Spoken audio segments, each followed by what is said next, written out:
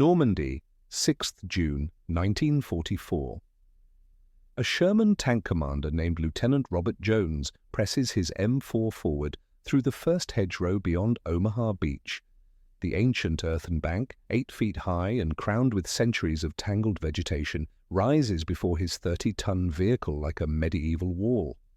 Jones orders the driver forward. The Sherman's nose lifts, climbing the obstacle. The tank reaches 45 degrees of inclination. The belly armor, barely 25 millimeters thick, exposes itself to the killing zone beyond the hedgerow. A German anti-tank round, probably an 88 millimeter shell, penetrates the vulnerable underside. The tank brews up in seconds. Jones and 3 of his crew burn to death. The loader escapes with third-degree burns covering 60% of his body. He dies 2 days later in a field hospital. This scene repeats itself dozens of times across the bocage country of Normandy during the first weeks of the invasion. After-action reports pile up at Bradley's headquarters. Sherman tanks, designed for speed and maneuverability across open terrain, are being destroyed not by superior German panzers but by medieval farming techniques and basic geometry. The hedgerows of Normandy, some dating back to Roman times, create a fatal tactical problem. Each field is a compartmentalized killing zone. German observers position themselves in church towers and upper-story windows, calling down precise artillery fire on any Sherman attempting to breach the hedgerows. The American tanks must either expose their vulnerable belly armor whilst climbing or blast through at ground level, which takes precious minutes under fire. Neither option is acceptable. Casualties mount. The advance stalls. Patton's breakthrough towards Paris depends on armored mobility that the hedgerows are strangling. Washington needs a solution. What they get is a modification so simple, so obvious in hindsight, that it seems almost insulting. The answer comes from a 31-year-old sergeant from rural Tennessee who has never designed anything more complex than a rabbit trap. His name is Curtis Culin, and his invention costs approximately 50 American cents to manufacture. It will destroy more German defensive positions than any weapon system in the American arsenal. The problem facing American armored forces in Normandy during June and July 1944 is precisely defined and utterly intractable. The bocage country of northwestern France consists of small agricultural fields, typically 30 to 50 meters per side, each enclosed by earthen banks topped with dense hedgerows. These banks, called bocage locally, have been accumulating soil and vegetation for centuries. The roots of the hawthorn, oak and elm growing atop them penetrate meters into the compacted earth, creating barriers that field reports describe as impenetrable to wheeled and tracked vehicles without extended engineering effort. A Sherman tank attempting to cross a hedgerow faces 3 options, each fatal. First option, drive straight at the obstacle. The tank's nose lifts as it climbs. At 40 to 50 degrees of inclination, the belly armor exposes itself to German anti-tank weapons positioned in the next field. The Sherman's lower hull protection is 25 millimeters of rolled, homogeneous armor, barely adequate against small arms fire, utterly inadequate against shaped charges or armor-piercing rounds. Result: penetration, fire, crew death. Second option, attempt to blast through at ground level using the tank's 75 millimeter main gun. High explosive rounds fired at point-blank range into centuries-old compacted earth and root systems achieve minimal effect. The process takes 5 to 15 minutes of continuous bombardment. During this time, the stationary Sherman becomes a priority target for every German mortar, artillery piece, and anti-tank gun within range. Result: mission kill or complete destruction. Third option, wait for combat engineers to demolish the hedgerow with explosives. This requires infantry engineer coordination, takes 30 to 90 minutes depending on hedgerow density, and broadcasts American intentions to every German observer within visual or auditory range. Result: effective mobility reduced to perhaps 1 hedgerow breach per hour under ideal conditions, with corresponding infantry and armored casualties from German defensive fire. Field reports from 7th Corps document the crisis with brutal clarity. One report dated June 14, 1944, states, Of 15 4 medium tanks committed to breaking through prepared German defensive positions in hedgerow terrain, 9 were destroyed and 4 damaged beyond field repair within 45 minutes of initial contact. Primary cause of loss: anti-tank fire striking exposed belly armor during hedgerow crossing attempts. Secondary cause: immobilization due to suspension damage whilst attempting to force passage through root systems, followed by close assault with magnetic mines or Panzerfaust. Tank crews report extreme difficulty in acquiring targets due to compartmentalized terrain. Enemy observers maintain visual contact whilst remaining concealed. American infantry advancing in support of armored assault sustains casualties estimated at 30% from pre-registered artillery and automatic weapons fire. Current doctrine and equipment inadequate for terrain. The pattern becomes undeniable at Bradley's headquarters. The Sherman, designed for exactly the kind of warfare Patton intends to wage across open French countryside towards the Rhine, cannot reach that open country because it cannot efficiently breach the bocage. Senior commanders begin reviewing alternatives: specialist armoured vehicles, perhaps flail tanks borrowed from British forces, or Churchill AVREs equipped with fascines to fill gaps. But these solutions require equipment transfers, training time, and logistical coordination that will delay the breakout for weeks. Meanwhile, German forces are reinforcing defensive positions throughout the bocage, turning each field into a miniature fortress. The Americans need a solution immediately, preferably one that can be fabricated in field workshops and retrofitted to existing Shermans without removing them from combat rotation. The solution comes from a man who, as multiple witnesses later attest, doesn't look like a revolutionary. Curtis Green Culin Jr. is born in 1915 in a farming community outside Cranberry, Tennessee. His father operates a small metalworking shop producing agricultural implements and repair work for local farmers. Young Curtis grows up watching his father bend iron, weld broken plowshares, and fabricate replacement parts for equipment whose manufacturers went bankrupt during the Depression. He learns metalworking not from textbooks but from watching problems solved with available materials and simple tools. By age 14, he can fabricate a replacement tine for a hay rake or repair a fractured axle housing using scrap metal and an oxyacetylene torch. There is nothing in his background suggesting military genius. He attends local schools through 8th grade, then works full-time in his father's shop. When conscription comes in 1942, Culin enlists in the army rather than waiting for the draft. He requests assignment to an armoured unit, reasoning that his metalworking experience might prove useful. The army assigns him to the 2nd Armoured Division as a tank driver. He crosses the Atlantic in late 1943, lands at Normandy on D-Day +4, and spends the first week of the campaign watching Shermans burn on hedgerows. What happens next is documented in multiple after-action reports and post-war interviews, though the exact sequence of events remains disputed. According to the most reliable accounts, Culin observes a Sherman tank destroyed whilst attempting to breach a hedgerow on 13th June 1944. The tank commander, a friend from Culin's platoon, burns to death when an 88mm round penetrates the exposed belly armor. Culin, watching from an adjacent field, realizes that the fundamental problem is the Sherman's smooth bow armor meeting the compacted earth and root obstacle. The tank climbs because it has no choice. It cannot cut through the obstacle, only climb over it. That night, Culin sketches a solution. If the tank could cut through the hedgerow at ground level rather than climbing over it, the belly armor would never expose itself. The cutting mechanism needs to be strong enough to shear through centuries-old root systems and compacted earth, yet simple enough to fabricate in field conditions using available materials. Culin's design uses scrap metal from German beach obstacles. The Germans, anticipating Allied landings, had installed thousands of steel posts and rails along the Normandy beaches to obstruct landing craft. These obstacles, now behind American lines and serving no purpose, become raw material. Culin's design calls for sections of German beach obstacle steel cut to approximately 1 meter length, sharpened to points, and welded to the front bow of a Sherman tank at downward angles. When the tank drives forward into a hedgerow, these steel tusks bite into the earthen bank and root system, cutting through rather than climbing over.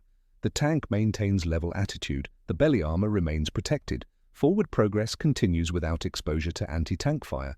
Culin fabricates the first prototype using a cutting torch, a portable welding rig, and scrap steel from nearby German obstacles. The work takes approximately 6 hours. Multiple accounts describe officers and fellow enlisted men watching the process with skepticism. The device looks crude, almost medieval. 4 sections of German steel rail, each about 1 meter long and weighing perhaps 15 kilograms, welded to the bow of a 30-ton tank. The engineering appears too simple to work. Complexity, surely, would be required to solve such an intractable tactical problem. But Culin understands something that trained engineers sometimes forget. The best solution is not necessarily the most sophisticated solution. It is the solution that works with available materials, requires minimal training, and cannot easily fail in field conditions. His device has no moving parts, nothing to jam, break, or require maintenance. The cutting edges are simple points that will dull with use but can be resharpened with a hand file. The whole assembly can be welded onto a Sherman in under 2 hours by a competent field mechanic, or removed just as quickly if necessary. The device adds perhaps 60 kilograms to the tank's weight, a trivial increase for a vehicle weighing 32 tons combat loaded. It requires no modification to the tank's operating procedures, no additional training for the crew beyond drive forward. And it uses enemy materials captured in situ, meaning production is limited only by welding capacity, not by supply chain logistics from the United States. The first test occurs on the 14th of June 1944, witnessed by Culin's platoon leader and approximately a dozen soldiers from the 2nd Armored Division. A Sherman fitted with Culin's device approaches a hedgerow in a field recently cleared of German defenders. The tank commander, following Culin's instructions, maintains steady speed and drives directly at the obstacle. The steel tusks bite into the earthen bank.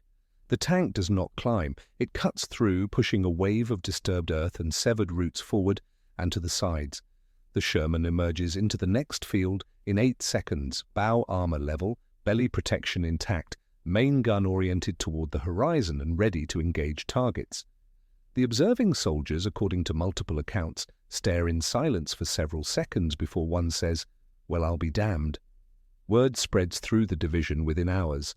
By 16th June, Culin is fabricating additional devices under direct orders from divisional command. Other metalworkers, tankers with welding experience, and combat engineers begin producing variants based on Culin's design. Some use vertical prongs, others prefer angled tusks, some weld 3 cutting edges whilst others favour 4 or 5.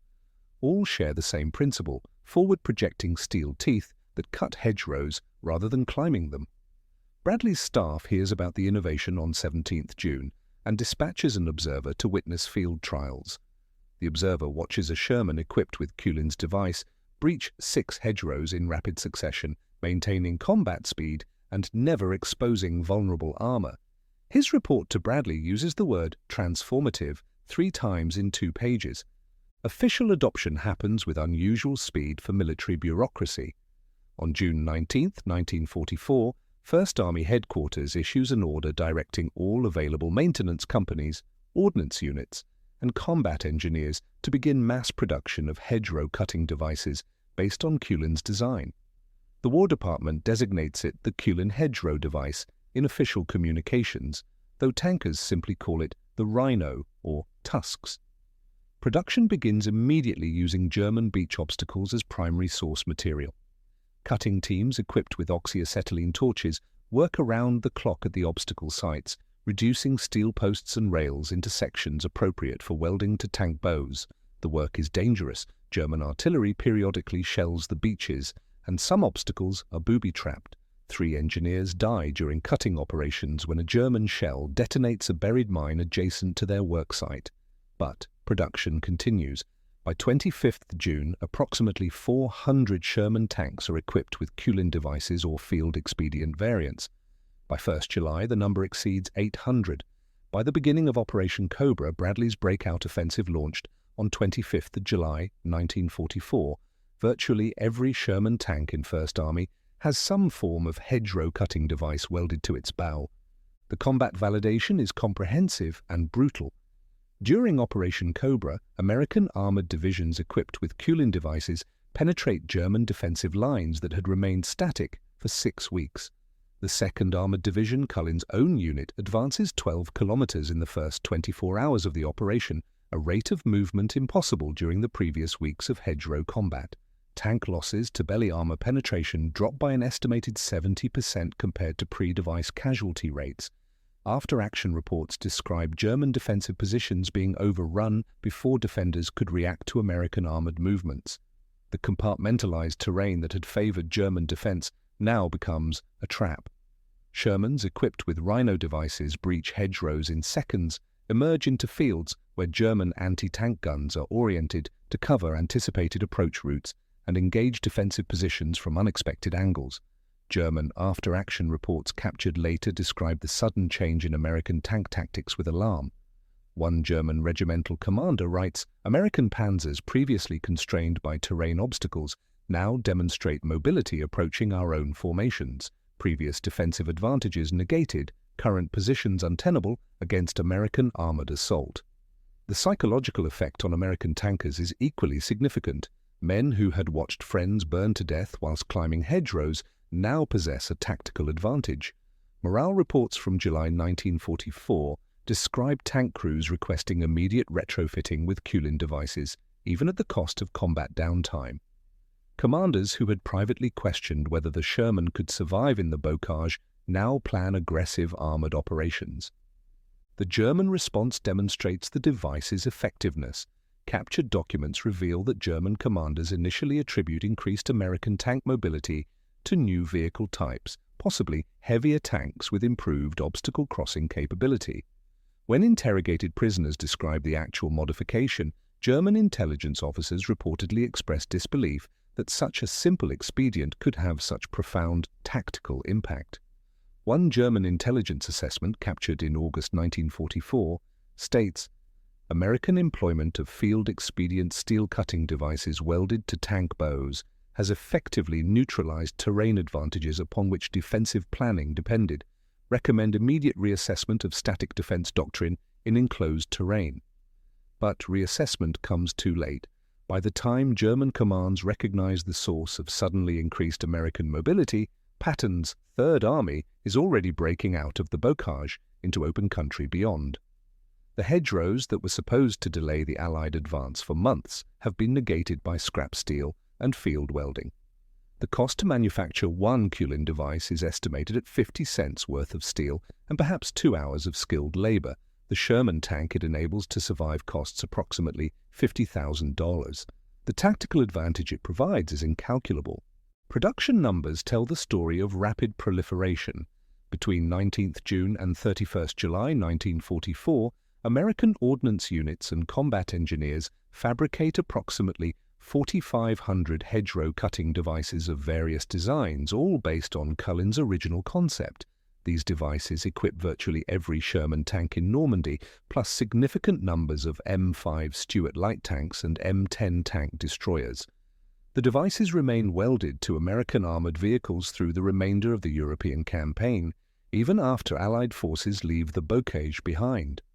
Photographs from the Ardennes, the Rhineland, and the final drive into Germany show Sherman tanks still equipped with hedgerow tusks months after the devices served their primary purpose. Commanders apparently decide that the added weight is negligible, and removal requires labor better spent on other maintenance priorities. The devices become visual identifier of veteran units, battle-scarred steel prongs testifying to hedgerow combat in Normandy. Some crews paint kill markings on their tusks, one mark for each hedgerow breached. Photographs from April 1945 show Shermans with 20, 30, even 40 marks scored into their cutting devices. The recognition comes slowly, then comprehensively. Culin receives a battlefield promotion to technical sergeant in July 1944. In August, he receives the Legion of Merit for exceptionally meritorious conduct in the performance of outstanding services in the development and field implementation of a device which materially contributed to the success of Allied operations in northwestern Europe. The citation understates the impact. Historians later estimate that the Culin device reduced American tank casualties in the bocage by between 40 and 60%, prevented mission delays that would have extended the campaign by weeks and enabled the breakout that led directly to the liberation of Paris. Multiple senior commanders, including Bradley and Eisenhower, mention the device in their post-war memoirs as example of American ingenuity and adaptability. Patton, characteristically blunt, writes, "Some sergeant whose name I forget welded scrap metal onto our tanks and we suddenly could fight the way I wanted to fight. That's American warfare." The sergeant's name, of course, is Culin. He survives the war, returns to Tennessee, and operates a small manufacturing business producing agricultural equipment. He dies in 1963 at age 48 from heart disease. His obituary in the local newspaper mentions his wartime service but does not reference the device that bears his name. The device itself endures in ways its creator never anticipated. Post-war analysis establishes the Culin device as case study in battlefield innovation and rapid fielding of asymmetric solutions. Military staff colleges teach the Normandy hedgerow problem as example of terrain dictating tactics and field expedient innovation, overcoming doctrinal limitations. The U.S. Army Armor School at Fort Knox maintains a Sherman tank equipped with an original Culin device in its museum collection. The device is referenced in official doctrine publications as exemplar of soldier-level innovation and the importance of enabling field modifications. Combat engineers study the rapid production and fielding process as model for future crisis response. The total cost to equip the entire First Army with hedgerow cutting capability, approximately $2,250 in materials and labor, stands as perhaps the highest return on investment in military history. For the price of a single Jeep, American forces gained tactical mobility that shortened a campaign and saved thousands of lives. Modern military planners examining the Culin device focus on several factors that enabled its success. First, the simplicity of the design meant production could be distributed across numerous small workshops rather than requiring centralized manufacturing. Any unit with welding equipment and steel stock could produce variants. Second, the device required no modification to existing vehicles or crew training, enabling immediate adoption without operational downtime. Third, it solved a precisely defined problem rather than attempting comprehensive solution to multiple challenges. The device did one thing: it allowed tanks to breach hedgerows without exposing vulnerable armor. It did not improve armor protection, increase firepower, or enhance crew comfort. This focused purpose meant the design could be optimized for single function. Fourth, and perhaps most significantly, the device emerged from the soldiers facing the problem rather than from institutional engineering programs. Culin was not a trained designer or military engineer. He was a metalworker who watched friends die and applied practical fabrication knowledge to solve the immediate tactical crisis. This bottom-up innovation, enabled by command structures willing to adopt and proliferate good ideas regardless of source, represents military organizational culture at its most effective. The weapon that destroyed more German defensive positions than bazookas, more tanks than anti-tank guns, more fortifications than artillery, was 4 pieces of scrap steel welded to the bow of a tank by a sergeant from Tennessee who learned metalworking in his father's shop. It cost 50 cents, it saved thousands of lives, it shortened a campaign, and it demonstrated that complexity is not prerequisite for effectiveness. Sometimes the best solution is the simplest one, provided that solution is informed by direct understanding of the problem and constrained by available resources. Culin saw Shermans burning on hedgerows because they climbed obstacles instead of cutting through them. He designed a cutting implement using materials at hand. He fabricated a prototype in 6 hours, and he changed the course of the Normandy campaign. Some innovations are sophisticated, some are expensive, some require years of development. This innovation was crude, cheap, and immediate, and it worked. In frozen forests, burning deserts, steaming jungles, the Culin device would have worked, but it was needed in the hedgerows of Normandy, and in that specific terrain against that specific problem at that specific moment in history, it worked perfectly. The weapon that won the bocage cost less than $1 and was built by a man whose formal education ended at age 14. That might be the most American story of the Second World War.